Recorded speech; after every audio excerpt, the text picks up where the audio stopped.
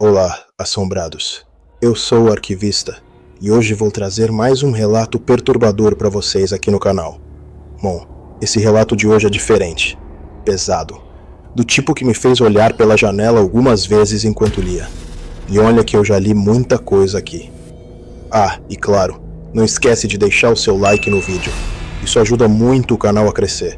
Se ainda não for inscrito, aproveita agora e se inscreve para não perder os próximos relatos. Ativa o sininho também, porque, bom, vocês sabem como funciona. Bom, agora sim, vamos para o relato de hoje. Este relato se chama O Último Enterro da Noite, e é um homem que nos conta, um coveiro. Um homem que passou mais tempo com os mortos do que com os vivos, e que numa noite chuvosa de 2019 descobriu que talvez a morte não seja tão definitiva quanto a gente gostaria de acreditar. Olá, arquivista e assombrados. Eu me chamo Manuel Silva, tenho 58 anos e moro em São Paulo, capital. Sou coveiro, ou agente funerário, como preferem chamar hoje em dia, no cemitério da Vila Formosa há 34 anos. Já sou inscrito aqui no canal há um tempo, e inclusive já mandei um relato há alguns meses atrás sobre algo que aconteceu comigo nos anos 90. Você chegou a ler, arquivista, mas disse que era muito curto, que faltava detalhes. Entendi, desta vez não vai faltar. Porque o que vou contar agora, isso aqui me quebrou, me transformou, e preciso tirar isso de dentro de mim antes que me consuma completamente. Vou contar sobre a noite de 14 de março de 2019, a noite do último enterro, a noite em que descobri que algumas coisas enterradas não ficam enterradas.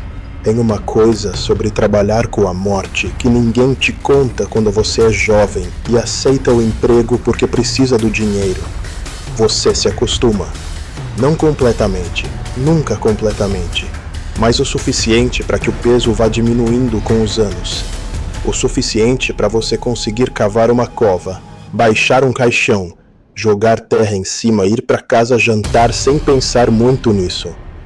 34 anos fazendo isso. 34 anos abrindo e fechando a terra para receber gente. Gente que foi amada, gente que foi odiada, gente que foi esquecida. Velhos, jovens, crianças, todos iguais na hora que descem, todos virando parte do mesmo silêncio. O cemitério da Vila Formosa é o maior da América Latina. Não sei se você sabia disso, arquivista. São 760 mil metros quadrados. Mais de 1,5 milhão de pessoas enterradas aqui. Às vezes eu penso nisso, sabe? Ando pelos caminhos de terra batida entre as sepulturas e penso que estou caminhando sobre uma cidade inteira. Uma cidade silenciosa, embaixo da terra. E eu conhecia cada canto daquele lugar. Cada alameda, cada setor, cada curva dos caminhos de pedra. Conhecia as árvores velhas, os portões enferrujados das gavetas, os anjinhos de mármore manchados de mofo. Tinha túmulos que eu visitava só porque gostava das frases nos epitáfios. Tinha covas que eu evitava porque tinha aquela sensação, sabe? Aquele arrepio que sobe pela nuca sem motivo aparente. Mas nunca tive medo. Não de verdade. Morto não faz mal, meu pai me ensinou isso quando eu era criança. É dos vivos que a gente tem que ter medo. Até aquela noite, eu acreditava nisso. Março de 2019 foi um mês de chuvas fortes em São Paulo. Temporal atrás de temporal. O cemitério ficava encharcado, as covas mais antigas cedendo, terra deslizando, revelando coisas que deviam ficar escondidas. A gente trabalhava dobrado, consertando estragos, realocando restos mortais, tampando buracos. No dia 14, uma quinta-feira, começou a chover de tarde e não parou mais. Aquela chuva pesada, grossa que faz barulho no telhado e deixa o mundo todo cinza. A maioria dos enterros do dia foi adiantada ou remarcadas, mas tinha um que não dava para remarcar.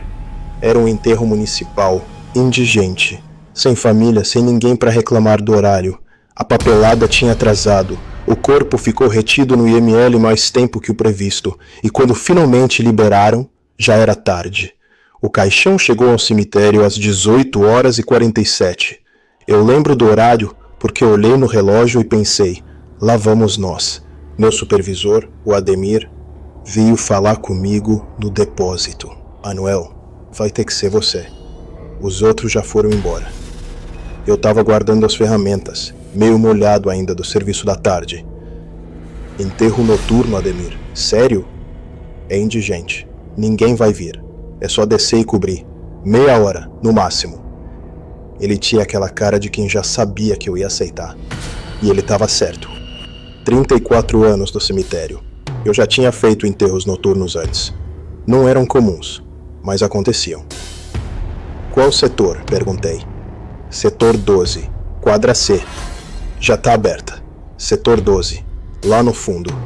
Uma das partes mais antigas do cemitério, onde as árvores cresciam tortas e as lápides estavam todas desalinhadas, afundadas pela terra que cedia com o tempo. Tá bom, eu disse. Mas amanhã eu entro mais tarde. Sem problema. Eu peguei a pá, a enxada, uma lanterna grande que a gente usava para trabalho noturno e vesti a capa de chuva velha que vivia pendurada no gancho. O caixão já estava sendo carregado por 2 funcionários da funerária terceirizada.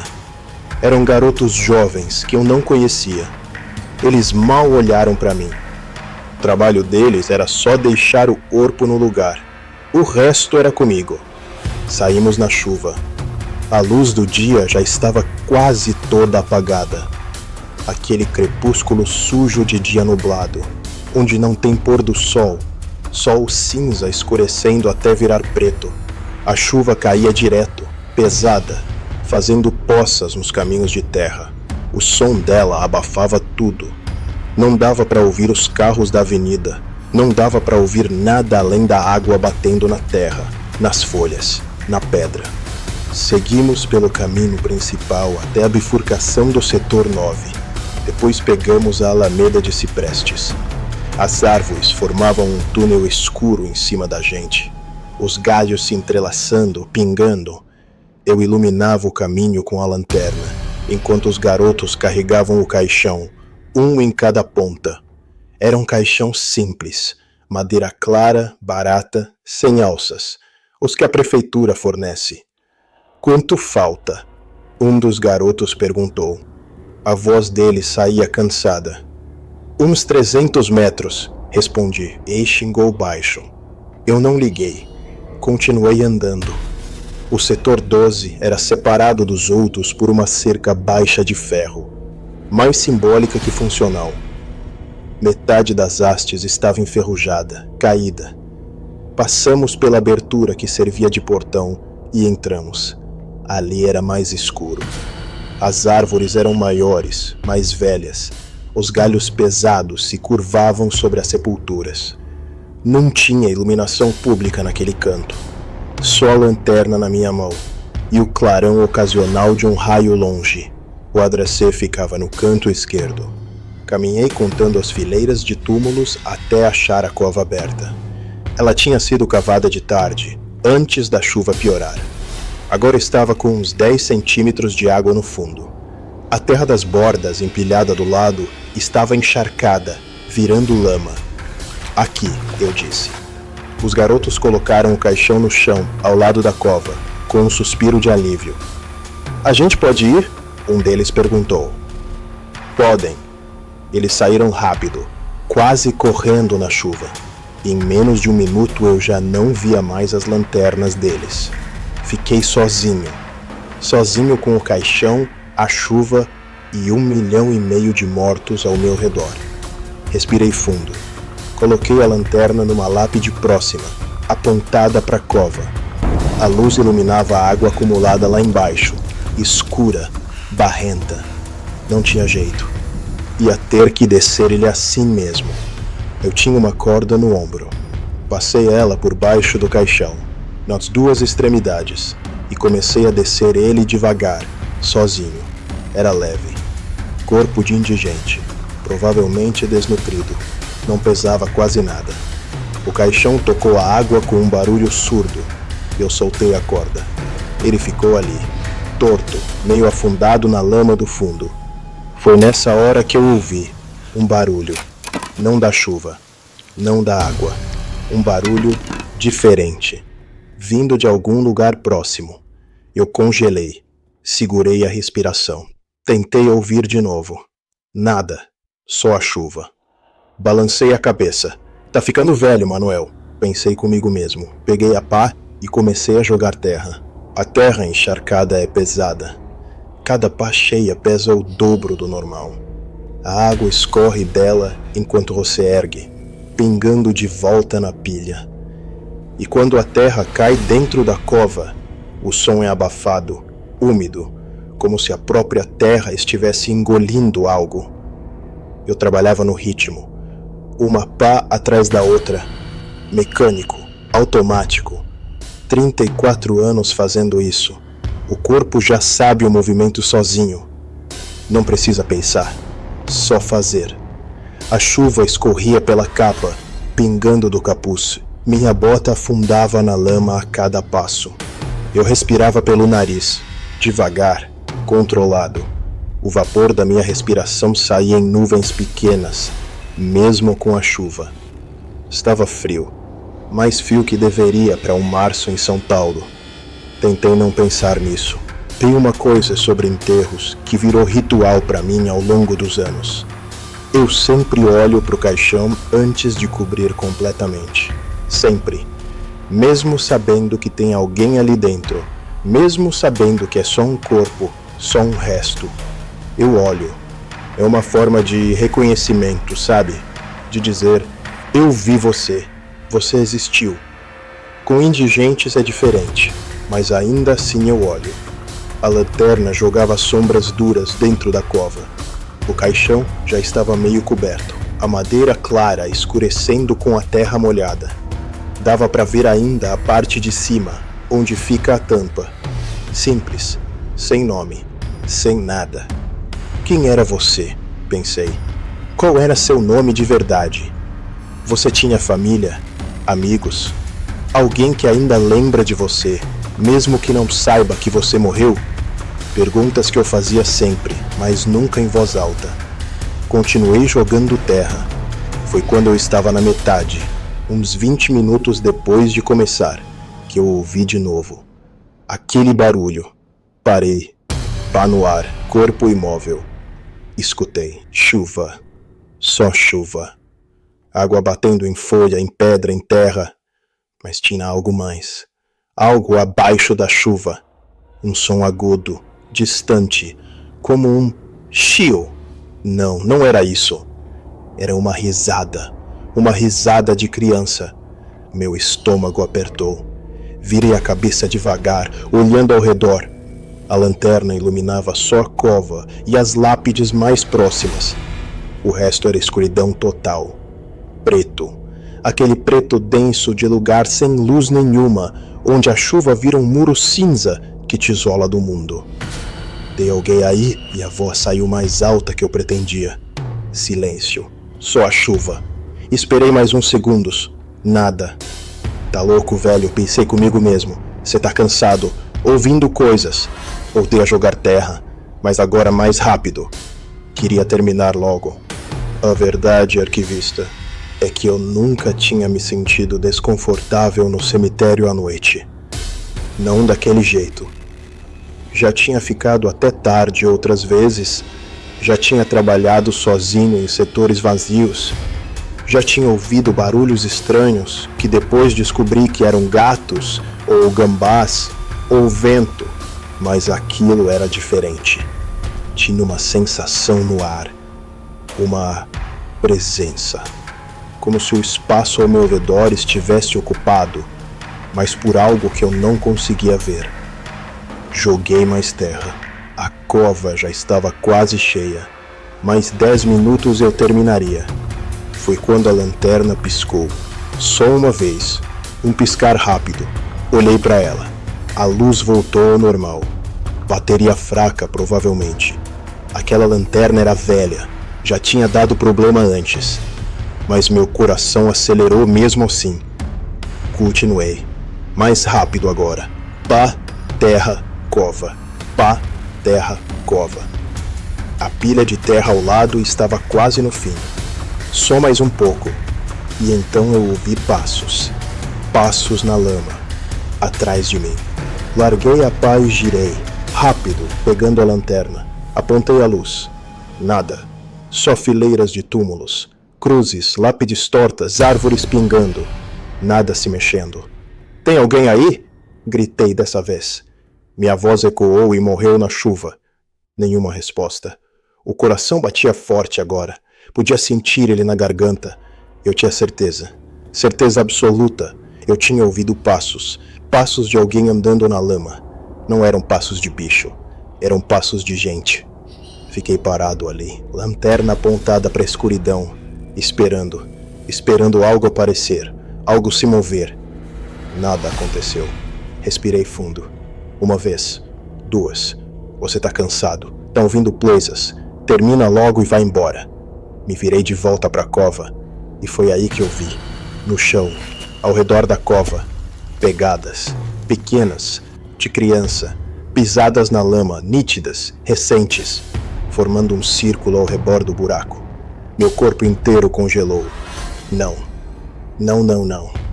Eu apontei a lanterna para baixo, pro chão, pros meus próprios pés. Minhas botas tinham deixado marcas, claro, grandes, profundas, de um lado pro outro, da pilha de terra até a cova. Normais. Mas aquelas outras, aquelas eram pequenas, de tênis. Tênis de criança, pegadas leves, mas visíveis, impressas na lama mole. E elas formavam um círculo perfeito em volta da cova. Um círculo que não estava lá antes. Eu teria visto, eu teria pisado nelas, eu teria notado, mas agora elas estavam lá. Como se alguém tivesse andado em círculo ao redor de mim enquanto eu trabalhava. Senti a bile subindo na garganta. Dei um passo para trás, tropeçando na pá. Quase caí. A lanterna tremeu na minha mão. Quem tá aí? Minha voz saiu rachada. Isso não tem graça não. Sai daí. Nada. Só o som da chuva. E então eu ouvi de novo. A risada. Mas agora mais perto. Bem mais perto. Vindo de dentro da cova. Meu sangue gelou. Apontei a lanterna para dentro do buraco. A terra cobria quase tudo. Só faltava um palmo. Dava para ver ainda um pedaço da tampa do caixão, enlameado, coberto pela metade. E o som vinha de lá de baixo. Uma risada abafada, aguda, de criança, vinda de dentro da terra. Eu recuei, 2 passos, 3. A risada parou. Silêncio. Meu corpo tremia. Não era de frio. Sai daqui, Manuel. Sai daqui agora. Mas eu não podia. Não podia deixar a cova aberta. Era meu trabalho, minha responsabilidade. E mais do que isso, algo dentro de mim precisava terminar. Precisava cumprir aquilo. Precisava fechar. Peguei a pá com as 2 mãos. Ela tremia. Me aproximei da cova de novo. Devagar. Olhei para dentro. A terra encharcada, o caixão quase coberto. Nada se mexendo, nenhum som. Joguei o resto da terra, rápido, sem parar, até cobrir tudo, até nivelar, até a cova virar só mais um retângulo de terra molhada no meio de tantos outros. Terminei. A chuva continuava caindo. Peguei a lanterna, dei um passo para trás e olhei para o chão. As pegadas ainda estavam lá, pequenas, infantis, formando um círculo. Mas agora tinha algo mais. Elas continuavam. As pegadas continuavam para fora do círculo, seguindo por entre os túmulos, como se alguém tivesse saído andando, saído de perto da cova e ido embora. Eu segui as pegadas com o feixe da lanterna, não com os pés. Eu não me movi, mas a luz seguiu. Elas saíam do círculo em linha reta, passando entre 2 lápides antigas, contornando um anjinho de pedra, seguindo pela grama encharcada. Dava para ver cada marca, cada impressão pequena. Tênis de criança, provavelmente número 28, 30 no máximo. As pegadas iam em direção ao fundo do setor, para a parte mais antiga, onde os túmulos eram tão velhos que os nomes tinham apagado. E então, a uns 20 metros de distância, elas simplesmente paravam, no meio do caminho, como se quem estivesse andando tivesse evaporado. Minha respiração estava acelerada. Podia ouvir meu próprio coração batendo nos ouvidos, alto, rápido, competindo com o som da chuva. Isso não era real. Não podia ser real. Eu tinha duas escolhas: investigar ou ir embora. Fui embora. Peguei a pá, a enxada, a lanterna e saí dali. Rápido. Não correndo, mas quase. Meus passos afundavam na lama, a capa de chuva batendo nas minhas pernas. Eu não olhei para trás. Não uma vez. Passei pela cerca de ferro, pela alameda de ciprestes, pelo caminho principal. A chuva continuava forte, lavando meu rosto, entrando pelos cantos da capa. Eu mal sentia. Só queria sair daquele setor. Demorei 15 minutos para chegar de volta ao depósito. Quando entrei, tranquei a porta atrás de mim, algo que eu nunca fazia. O depósito era um galpão simples. Ferramentas na parede, um armário de metal velho, 2 cadeiras de plástico, uma mesa com uma garrafa térmica de café que eu trouxera de manhã. Tinha uma lâmpada fluorescente no teto que piscava às vezes. Ela piscou quando acendi. Tirei a capa, pendurei no gancho. Minhas mãos tremiam. Sentei numa das cadeiras. Respirei. O que foi aquilo? Tentei racionalizar. Procurei explicações. As pegadas podiam ter sido de outra pessoa.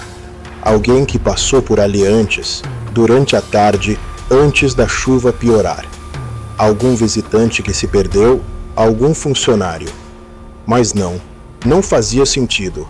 A lama estava fresca, as marcas eram recentes e ninguém andaria em círculos ao redor de uma cova aberta no meio de um temporal. E a risada? A risada vinda de dentro da cova?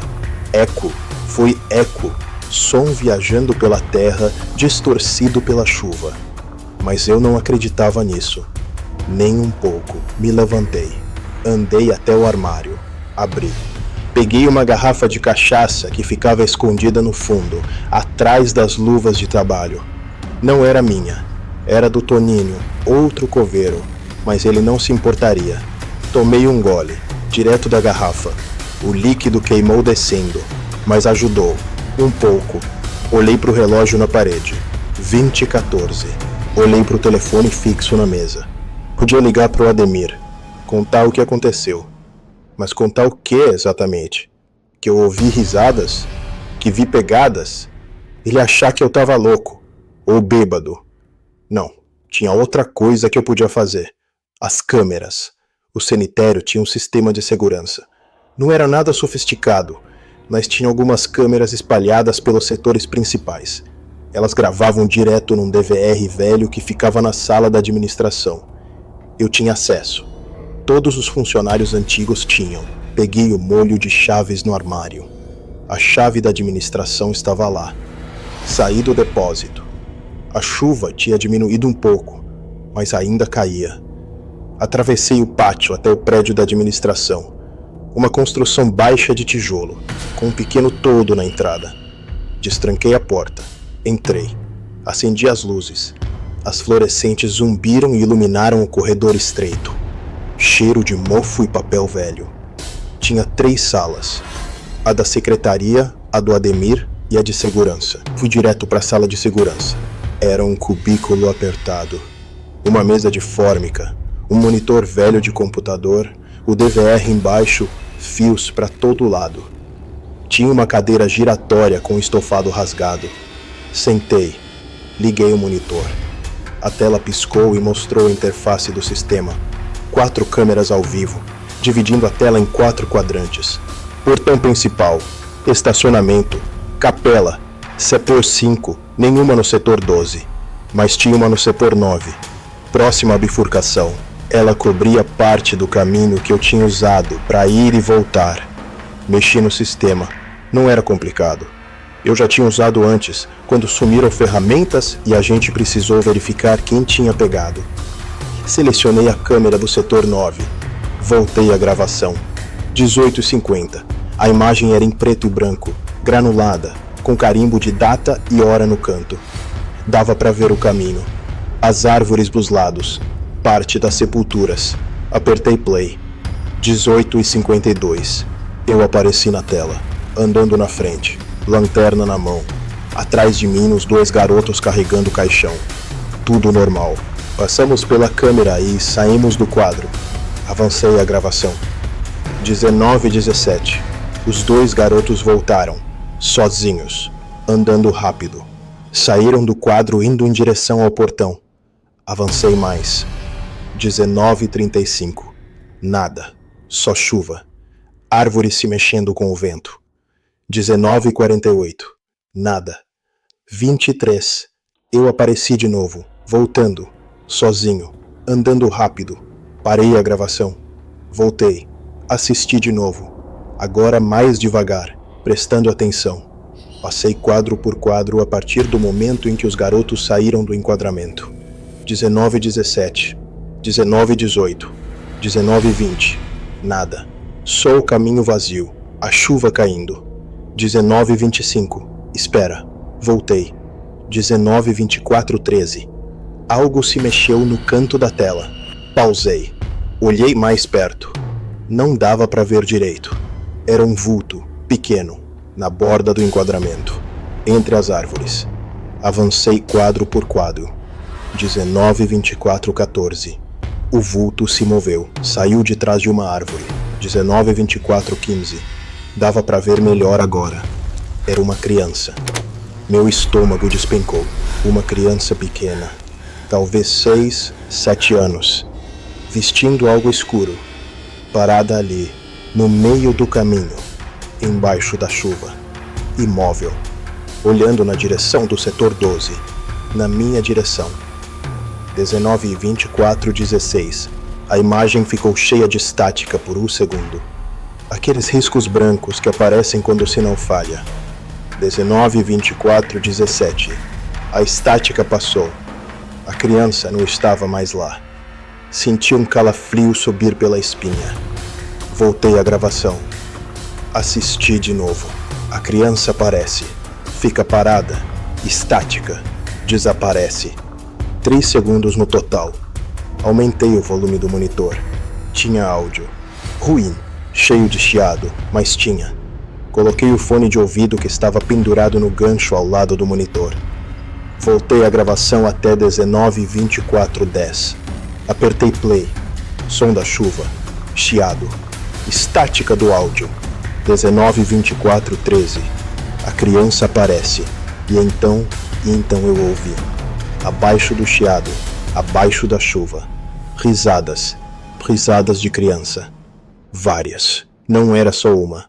Eram várias crianças rindo. Ao mesmo tempo. Um coro agudo, distorcido, abafado pela gravação ruim, mas inconfundível. Risadas. E então uma voz, pequena, fina, falando algo que eu não consegui entender. Cheguei mais perto do monitor, o fone apertado no ouvido. A voz repetiu: "Vem brincar." Meu corpo inteiro arrepiou. "Vem brincar com a gente." A estática cortou o som. Quando voltou, as risadas tinham parado. Silêncio. Só chuva. Tirei o fone. Minhas mãos tremiam tanto que derrubei ele no chão. Me levantei rápido, a cadeira girando para trás e batendo na parede. Isso não estava acontecendo. Não estava acontecendo. Mas estava. Estava gravado. Estava ali, na porra do DVR. Eu tinha visto, tinha ouvido, uma criança, risadas, uma voz, no meio do cemitério, no meio da chuva, no meio da noite, onde eu estava sozinho, onde eu deveria estar sozinho. Respirei fundo, uma vez, 2, 3. Precisava pensar. Precisava entender. Voltei a sentar. Forcei minha mente a trabalhar. Quem era aquela criança? O que ela estava fazendo ali? O que ela entrou? O cemitério tinha muros altos, portões trancados à noite, segurança na entrada principal. Mas era um lugar enorme. Tinha buracos nos muros, lugares onde dava para entrar. Moradores de rua às vezes dormiam lá dentro. A gente já tinha encontrado alguns, mas uma criança, sozinha, num temporal, à noite? Não fazia sentido. A menos que ela não tivesse entrado. A menos que ela já estivesse lá. Balancei a cabeça. Para com isso, Manuel. Você tá pirando. Olhei de volta pro monitor. A gravação continuava rodando. O caminho vazio, só chuva. E então percebi algo. Voltei a gravação de novo, até o momento em que eu aparecia voltando. 23. Aumentei o áudio de novo. Coloquei o fone. Eu estava andando rápido. Dava para ouvir meus passos na lama. Minha respiração pesada. E atrás de mim, passos pequenos, leves, acompanhando os meus. Como se alguém estivesse me seguindo. Arranquei o fone do ouvido. Me levantei tão rápido que a cadeira tombou para trás com um estrondo. Não. Eu estava sozinho. Eu estava sozinho quando voltei. Não tinha ninguém atrás de mim. Eu teria visto, teria sentido, mas os passos estavam lá, na gravação, claros, pequenos, acompanhando os meus. Voltei pro monitor. Passei de novo, com o volume no máximo. Meus passos, splash, splash, splash, exados afundando na lama. E entre eles, tap, tap, tap, tap, leves, rápidos, pequenos, como uma criança pulando em poças. Me afastei do monitor. A sala de segurança de repente parecia menor. As paredes mais próximas, o ar mais pesado. Precisava sair dali. Apaguei o monitor. Saí da sala. Tranquei a porta da administração atrás de mim. Lá fora, a chuva tinha virado garoa. Aquela garoa fina e gelada que molha mais do que parece. Olhei pro pátio, pro depósito do outro lado, pras árvores ao redor, escuras, pingando. Tubo vazio, tudo quieto, mas eu não me sentia sozinho. Voltei pro depósito. Entrei, tranquei de novo. Peguei a garrafa de cachaça. Tomei outro gole, maior dessa vez. Sentei na cadeira e forcei meu cérebro a funcionar. Fatos, Manuel. Só os fatos. Fato 1. Eu fiz o enterro noturno do setor 12. Fato 2. Encontrei pegadas de criança ao redor da cova. Pegadas que não estavam lá quando eu cheguei. Fato 3. Ouvi risadas, vindo de dentro da terra. Fato 4. A câmera gravou uma criança no setor 9. E risadas. E uma voz. Fato 5. A mesma câmera gravou passos me seguindo. Isso eram os fatos. Agora, as possibilidades. Possibilidade A. Tinha uma criança no cemitério. Uma criança real, de carne e osso, que entrou de alguma forma e estava brincando? Se escondendo? Mas isso não explicava as risadas vindo de dentro da cova. Não explicava os passos que eu não vi, não senti, não percebi. Possibilidade B. Eu estava louco, delirando, ouvindo e tendo coisas que não existiam. Mas a gravação era real. Outras pessoas poderiam ver, poderiam ouvir. Possibilidade C. Não, eu não ia pensar nisso. Não ia considerar. Mas a possibilidade ficou lá, na borda do meu pensamento, como uma sombra que eu não conseguia ignorar completamente. Olhei para o relógio. 20h47. Meu turno tinha acabado fazia quase 2 horas. Eu podia ir embora. Devia ir embora. Mas algo me segurava ali. Uma pergunta. Quem eu enterrei? Peguei meu celular. Liguei pro número do Ademir. Chamou 4 vezes antes dele atender. Alô? A voz dele saiu sonolenta. Ademir, sou eu, Manuel. Manuel? Que horas são? Aconteceu alguma coisa? Não. Quer dizer, Olha, eu terminei o enterro, mas eu queria saber, o indigente que eu enterrei hoje, você sabe quem era? Tem ficha? Alguma informação? Silêncio do outro lado. Manuel, é quase 9 da noite. Isso não pode esperar até amanhã? Por favor, é importante. Ele suspirou. Tá bom, espera aí. Ouvi barulho do outro lado. Ele se mexendo. Talvez indo até um computador ou um arquivo. Demorou uns 2 minutos. Tá aqui, ele disse. Indigente masculino. Aparenta 40 a 50 anos. Causa da morte parada cardíaca. Encontrado na rua. Sei lá, tem um monte de número aqui. Zona Leste.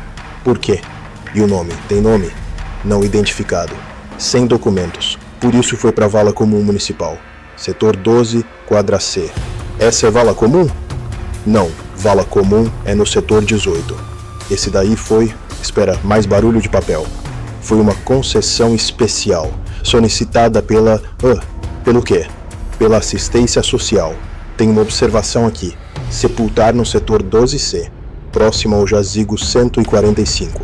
Que estranho, meu estômago gelou. Por que estranho? Porque normalmente eles não especificam onde enterrar indigente, e o setor 12 nem é mais usado. Tá praticamente lotado. Não faz sentido. Jazigo 145, repeti. Você sabe de quem é? Não. Teria que verificar nos registros antigos. Amanhã eu olho. Manuel, tá tudo bem? Você parece... Tô bem. Obrigado, Ademir. Desliguei antes dele perguntar mais alguma coisa. Jazigo 145, próximo de onde enterrei o indigente.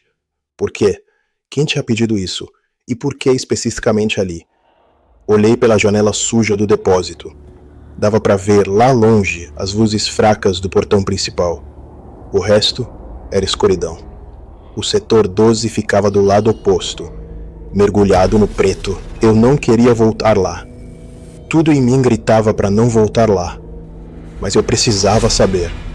Peguei a lanterna, verifiquei as pilhas. Coloquei pilhas novas, por garantia. Peguei também uma lanterna menor, de bolso, como reserva. Vesti a capa de chuva de novo. Respirei fundo. E saí. A garoa tinha parado completamente. O céu estava encoberto, sem estrelas, sem lua, só nuvens grossas e baixas. O cemitério à noite, sem chuva, é ainda mais silencioso. Não tem o barulho da água para preencher o vazio. Só o silêncio. Aquele silêncio pesado de lugar cheio de morte. Meus passos ecoavam no caminho de pedra. A lanterna iluminava uns 5 metros à frente. O resto era sombra. Passei pela capela, pelas alamedas principais, pela bifurcação do setor 9. Foi quando passei pela câmera de segurança que eu parei. Olhei para ela, a lente escura me encarando de volta. Ela estava me gravando agora, neste exato momento. Se alguém assistisse amanhã, o que veria? Só eu? Ou... Continuei andando, mais rápido agora. Cheguei na cerca de ferro do setor 12. Passei pela abertura e imediatamente senti. A temperatura tinha caído. Não era impressão. Tava frio, gelado. Minha respiração saía em vapor. Março em São Paulo. Não devia estar tão frio assim. Caminhei até a quadra C. A lanterna varria as sepulturas. Cruzes tortas, lápides rachadas, nomes apagados pelo tempo. Encontrei a cova que eu tinha coberto. A terra ainda estava fresca, escura, úmida. Um retângulo perfeito de lama. Apontei a lanterna para o chão ao redor. As pegadas tinham sumido. A chuva tinha lavado? Talvez. Provavelmente. Mas algo dentro de mim sabia que não era só isso. Levantei a lanterna. Procurei as lápides ao redor. Números. Os jazigos antigos tinham números gravados. 142, 143, 144. Lá, um jazigo antigo, de mármore manchado, pequeno, do tipo que era usado para crianças. Me aproximei. A lápide estava coberta de musgo, líquen crescendo nas bordas. A gravação quase ilegível. Ajoelhei na frente. Passei a mão limpando a superfície. As letras apareceram. Primeiro um nome, Carolina Mendes da Silva. Abaixo 2 datas, 12/8/1987, 14/3/1994. Meu coração parou. 14 de março. Hoje. Não hoje. 14 de março de 1994. 25 anos atrás. Exatamente 25 anos atrás. E abaixo das datas, uma frase.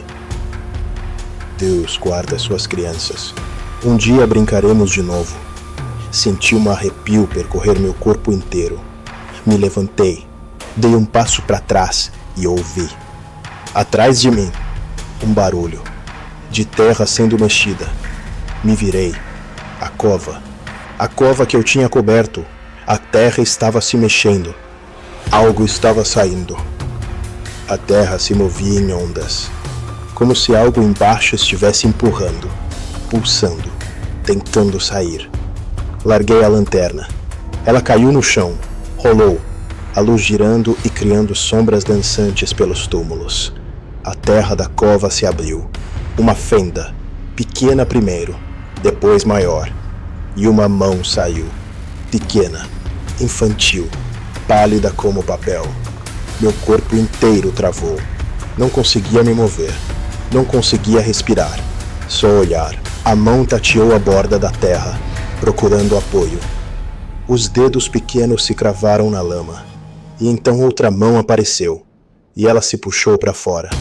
Uma criança. Uma menina. Vestido branco sujo de terra. Cabelo preto embaraçado. Pele translúcida. Quase azulada. Ela saiu completamente da cova e ficou de pé na lama. Me olhou.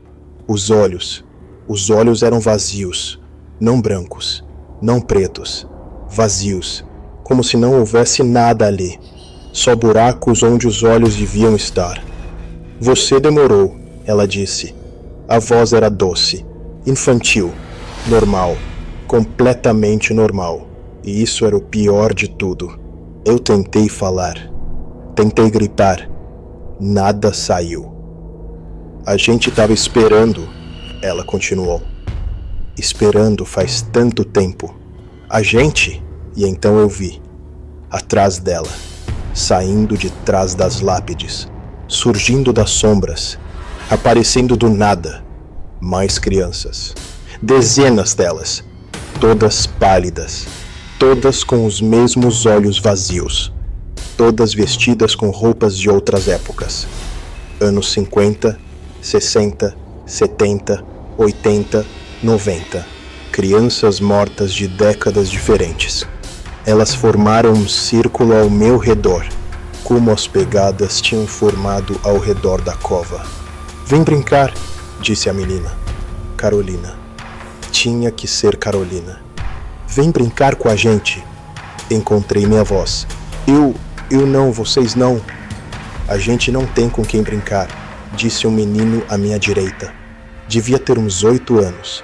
Usava um uniforme escolar dos anos 70. Ninguém quer brincar com criança morta. Criança morta. Eles sabiam. Sabiam que estavam mortos. Por quê? Minha voz saiu rouca. Por que vocês estão aqui? Por que agora? Carolina inclinou a cabeça. O movimento foi estranho, antinatural, como se os ossos do pescoço não funcionassem direito. Por causa dele. Ela apontou para a cova de onde tinha saído. O homem que você enterrou. O indigente? Ela riu. Aquela risada aguda que eu tinha ouvido antes. Ele não é indigente. Ele é o Sr. Mendes. Mendes, Carolina Mendes da Silva. Seu pai? Meu tio, ela corrigiu. Tio Paulo. Ele cuidava de mim depois que papai morreu. Cuidava tão bem. Brincava comigo todo dia. Jogos especiais. Jogos secretos. Senti a bile subindo na garganta. Até o dia que eu não quis mais brincar, ela continuou. E ele ficou bravo, tão bravo, e me empurrou. Da escada. Foi um acidente, ele disse. Ninguém podia saber dos jogos secretos. As outras crianças se aproximaram mais. Eu também conheci o Sr. Mendes, disse uma menina menor, talvez 5 anos.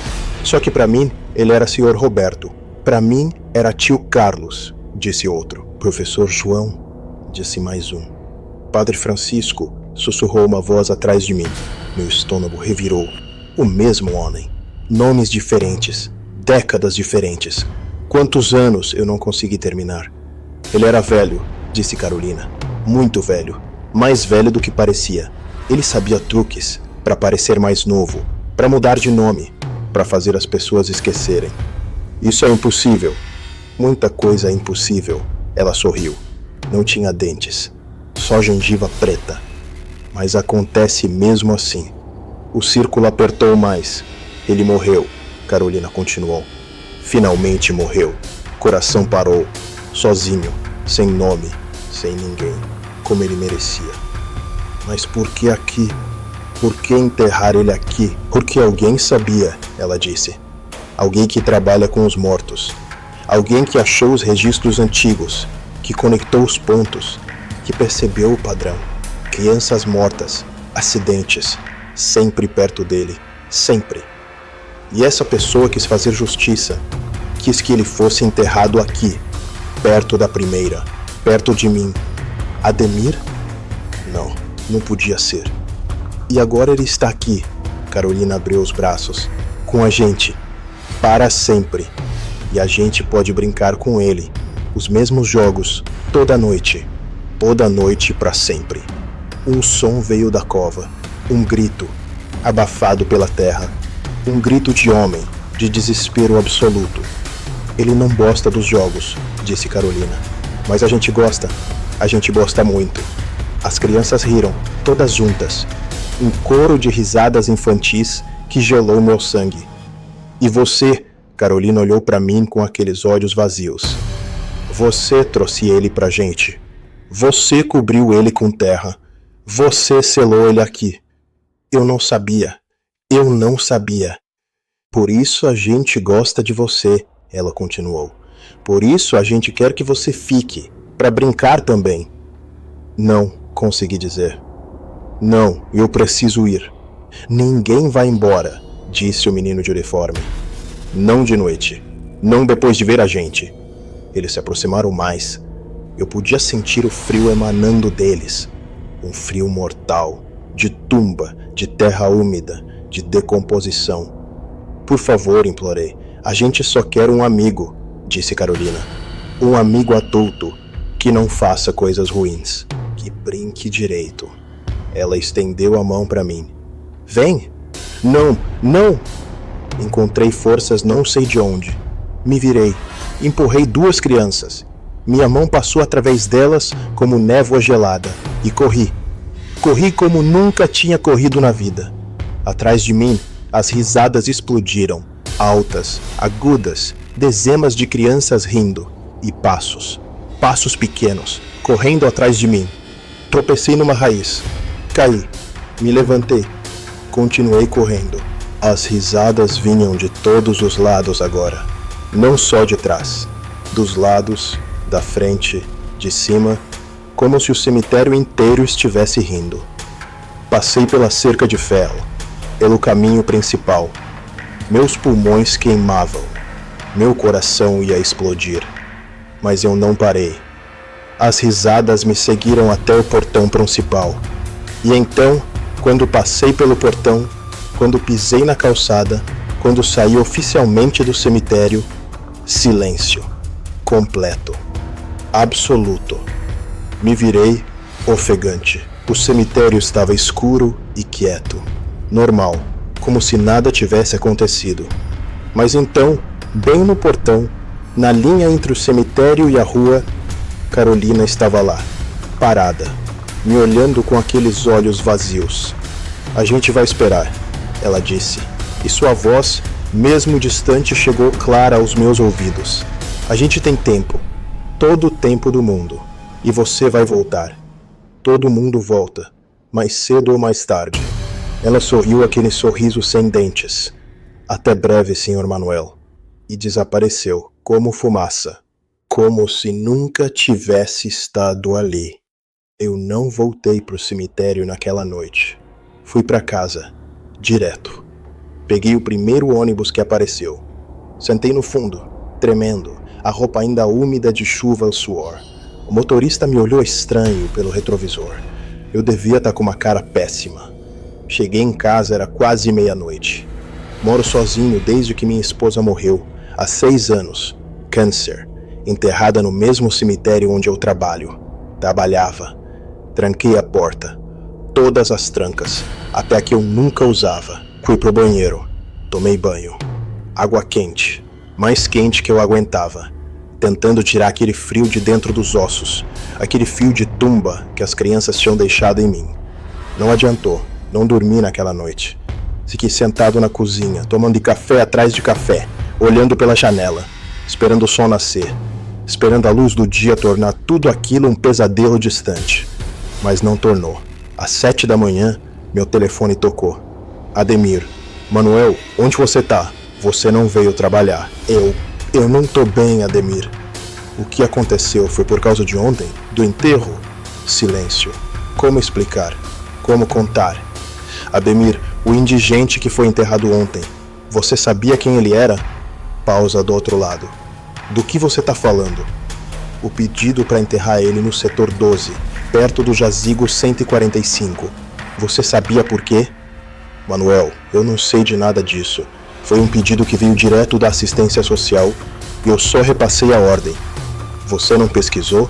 Não achou estranho? Ele hesitou. Eu achei estranho, sim.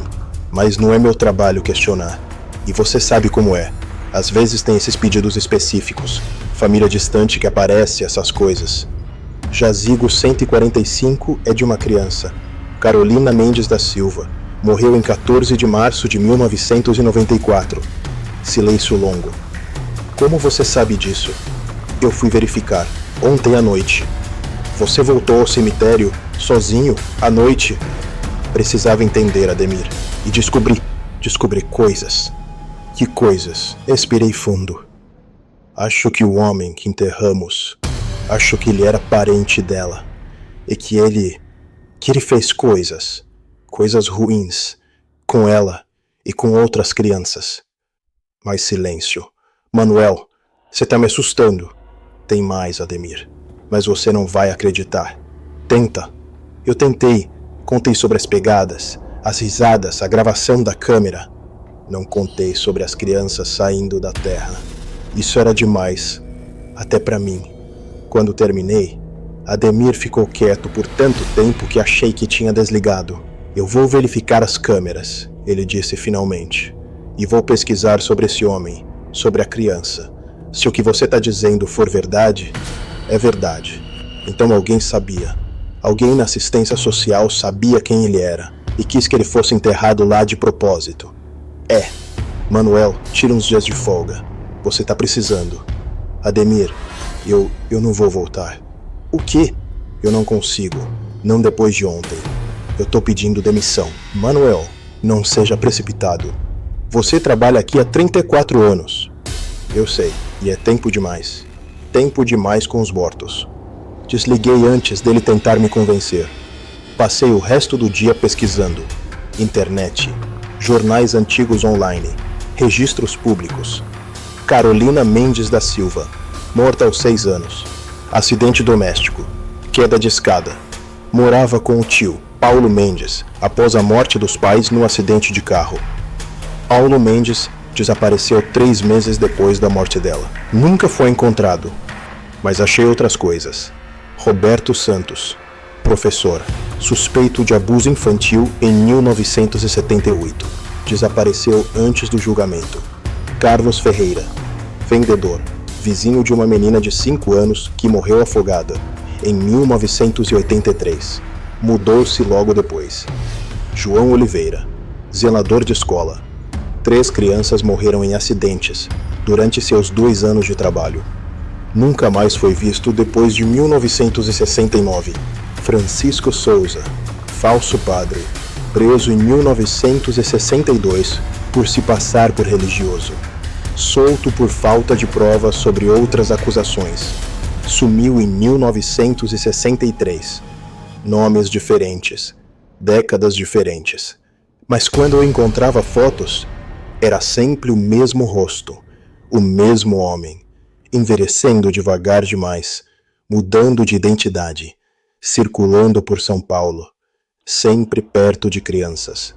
Como Carolina disse, truques para parecer mais novo, para mudar de nome, para fazer as pessoas esquecerem. Impossível. Mas as fotos estavam ali, o registro estava ali, e as crianças mortas estavam ali também. Dezenas delas ao longo de quase 60 anos. Às 5 da tarde, Ademir me ligou de novo. Manuel, eu vi as gravações. E? Tem algo lá. Não dá pra ver direito, mas tem algo. E o áudio? Puta merda o áudio. Você ouviu as risadas? Eu ouvi. E tem mais. Eu pedi pra Maria, da assistência social, verificar quem fez o pedido de enterro. E o pedido veio de uma funcionária aposentada, Dona Benedita Carvalho, 82 anos. Trabalhou no serviço social por 40 anos. Por que ela? Eu liguei pra ela, Manuel. Ela disse que reconheceu o homem quando viu o corpo no IML. Disse que ele tinha outro nome quando ela o conheceu, nos anos 70. Mas era o mesmo rosto. O mesmo homem que foi investigado pelo desaparecimento de 3 crianças no orfanato onde ela trabalhava. Meu Deus. Ela passou anos procurando ele, guardando fotos, informações. E quando viu o corpo, ela sabia que ele tinha que ser enterrado lá, perto da primeira vítima que ela conseguiu confirmar. Para que? Ele pausou. Para que? Para que as crianças pudessem ter justiça. Foram as palavras dela. Senti um calafrio. Ademir, ela não sabe o que fez. Ela não sabe o que libertou. Libertou? Eu não respondi. Manuel, você tá bem? Você tá falando como se acreditasse em fantasmas? Não importa no que eu acredito. Só por favor, não faça mais enterros noturnos no setor 12, nunca mais. Manuel, promete. Ele suspirou. Tá bom, eu prometo. Desliguei. Arquivista, eu menti pra você. Não sobre o que aconteceu. Tudo o que eu contei até agora é verdade. Cada palavra, cada detalhe. Eu menti sobre quando aconteceu. Eu disse que faz 3 meses. Não faz. Faz 2 semanas. Por que menti sobre isso? Porque eu precisava que você acreditasse que eu estava bem, que eu tinha superado, que estava seguindo com minha vida. Mas não estou. E preciso contar o resto. O que aconteceu depois. O que está acontecendo agora. Porque eu acho que cometi um erro terrível. Deixa eu explicar. Depois daquela noite no cemitério, eu realmente não voltei lá. Pedi demissão. Arrumei o emprego de segurança no shopping. Tudo isso é verdade, mas eu não conseguia parar de pensar no que tinha acontecido. Não conseguia parar de pesquisar.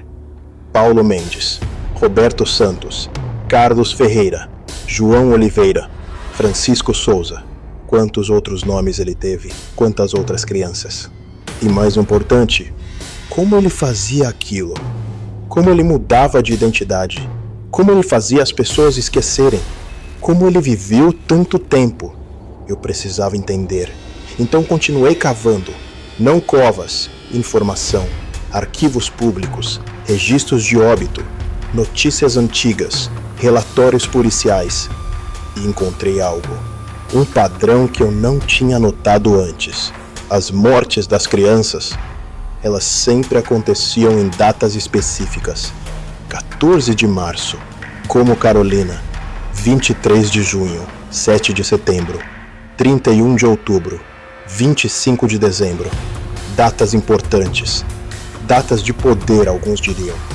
E sempre as crianças eram enterradas no mesmo cemitério, o Vila Formosa. Diferentes setores, diferentes épocas, mas sempre lá. Por quê? A resposta veio de um lugar inesperado. Dona Benedita, a funcionária aposentada que tinha pedido para enterrar o indigente no setor 12. Ela me ligou. Semana passada. Senhor Manuel? A voz dela era fraca, idosa. O Sr. Ademir me deu seu número. Disse que o senhor estava pesquisando sobre aquele homem. Senhora Benedita, sim, eu estou. Preciso falar com o senhor, pessoalmente.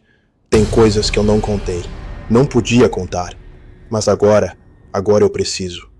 Encontrei ela num asilo em Guarulhos, uma senhora pequena, encolhida numa cadeira de rodas, mas com olhos alertas, vivos. O senhor viu elas, não viu?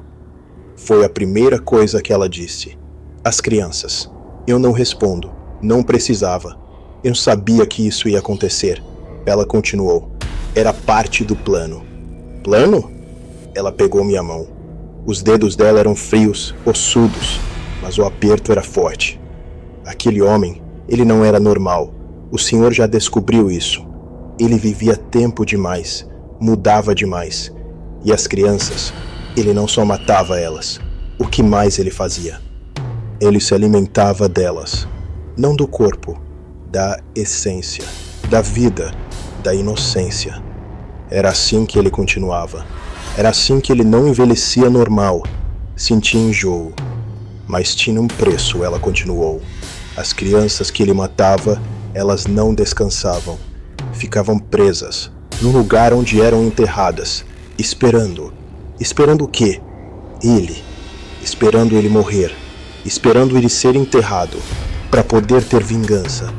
Então a senhora sabia.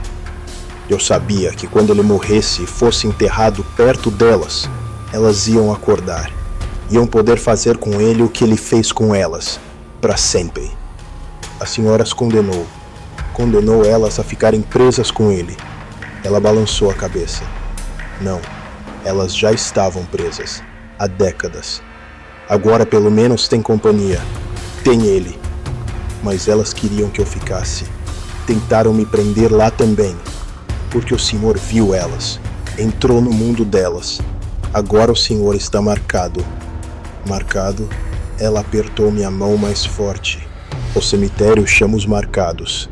Mais cedo ou mais tarde todos voltam. E quando voltam, ela não terminou. Não precisava. Tem como quebrar isso? Perguntei. Como me livrar? Tem um jeito, mas o senhor não vai gostar. Fala. Alguém tem que tomar seu lugar, alguém vivo. Alguém que as crianças aceitem. Quem? Alguém como ele. Alguém que fez mal a crianças. Saí do asilo com a cabeça girando. Alguém como ele. Eu não conhecia ninguém assim. Não queria conhecer. Mas então aconteceu algo. 3 dias atrás, eu estava no shopping, fazendo minha ronda noturna, quando vi algo no noticiário da TV da praça de alimentação. Homem preso por abuso infantil em creche da Zona Leste. O rosto dele apareceu na tela, e eu soube o que tinha que fazer. Não vou entrar em detalhes, arquivista. Não vou dizer como fiz, mas vou dizer isso. Hospitais públicos são lugares caóticos, especialmente de madrugada. Especialmente quando tem um acidente grave chegando e todos os médicos correm para emergência. É fácil alguém em coma ter uma complicação. É fácil um corpo ser identificado errado. É fácil papelada ser preenchida direcionando o indigente para determinado cemitério, determinado setor, determinada quadra. O enterro foi ontem. De dia dessa vez. Sol forte, céu limpo. Eu fiquei observando de longe, com binóculos, do lado de fora do cemitério. Vi quando baixaram o caixão. Vi quando cobriram com terra. Vi quando todos foram embora. E vi quando o sol se pôs. Vi quando a terra começou a se mexer. Vi quando as crianças apareceram. Dezenas delas, talvez centenas agora. Todas aquelas que ele tinha machucado ao longo de décadas. Todas em volta da cova nova. E mesmo de longe, mesmo com binóculos, eu podia ouvir os gritos dele, o novo, descobrindo seu destino eterno. E então Carolina olhou na minha direção, direto para mim, mesmo eu estando a 500 metros de distância, e acenou. Um aceno de despedida, ou de até logo, não sei. Só sei que não sinto mais o chamado. Não ouço mais as risadas. Não vejo mais ela nos cantos da minha visão. Estou livre, eu acho. Eu espero. Mas às vezes, de madrugada, eu penso: quantos outros existem como aquele homem? Quantos outros cemitérios têm crianças esperando? Quantas Carolinas estão presas aguardando justiça? E o pior, o que me tornei? Eu condenei um homem ao tormento eterno. Sim, ele merecia. Sim, ele era um monstro. Mas fui eu quem decidiu. Fui eu quem executou. Fui eu quem o entregou para as crianças mortas. Isso me torna o quê? Herói? Monstro? Algo entre os dois? Não sei. Só sei que durmo melhor agora. Sem pesadelos. Sem vozes. Sem risadas infantis. Mas também sei que quando minha hora chegar, e ela vai chegar mais cedo ou mais tarde, eu vou ter que encarar o que fiz. Vou ter que olhar nos olhos vazios de Carolina e das outras crianças e dizer: eu trouxe outro para vocês. Eu alimentei sua vingança. E elas vão sorrir ou vão me condenar? Não sei. Talvez eu descubra que existe um preço por brincar de Deus, por decidir quem merece salvação e quem merece danação. Talvez o preço seja alto demais. Ou talvez seja exatamente o que precisava ser feito. Você que está ouvindo, arquivista. Você que guarda essas histórias. O que você faria? Se soubesse que existem monstros entre nós. Monstros que parecem pessoas. Que machucam crianças. Que se alimentam da inocência. Se soubesse que existe um lugar onde a justiça, mesmo que sobrenatural, mesmo que terrível, pode ser aplicada, você usaria esse conhecimento? Ou deixaria os monstros viverem e morrerem em paz? Eu fiz minha escolha, e agora vivo com ela. Assim como as crianças do setor 12 vivem com as escolhas deles, para sempre, no escuro, embaixo da terra, brincando seus jogos eternos com aqueles que as machucaram. Às vezes, quando passo perto de cemitérios, qualquer cemitério, eu me pergunto: quantas Carolinas existem lá embaixo? Quantas crianças esperando? Quantos monstros ainda vivos, andando entre nós, sem saber que seu destino já está selado no momento em que tocam uma criança? Não tenho essas respostas. Só tenho essa história, essa confissão, esse peso. E agora, arquivista, agora você tem também. Porque é assim que funciona, não é? Eu conto para você, você conta para outros. A história se espalha, o conhecimento se propaga. E talvez alguém que ouça isso reconheça os sinais, veja os padrões, identifique os monstros e saiba o que fazer, onde levá-los, como garantir que a justiça, mesmo que sobrenatural, seja feita. Ou talvez isso seja apenas o delírio de um velho coveiro, traumatizado, quebrado, tentando justificar o injustificável. Você decide, mas lembre-se, o cemitério da Vila Formosa é real. O setor 12 existe.